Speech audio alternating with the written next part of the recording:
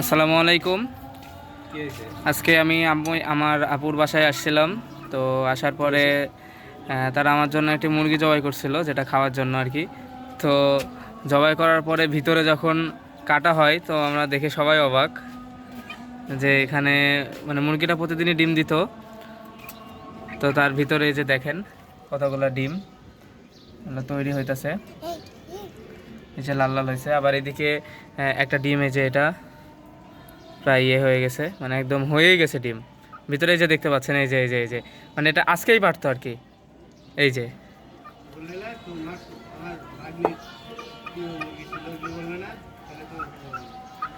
দেখছেন, এটা এই যে আজকেই ডিম পারতো, এটা এই মুরগিটা কাটা হয়েছে।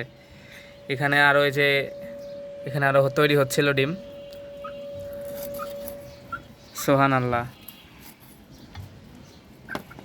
দেখেন একদম তৈরি হয়ে গেছে, মোটা হয়ে গেছে।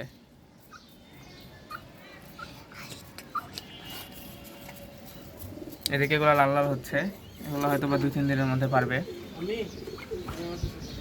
কিন্তু এগুলো আমাদের পেটে চলে যাবে আজকে। আর এদিকে আমাদের আরও মুরগি আছে যেগুলো প্রতিদিনই ডিম দেয়।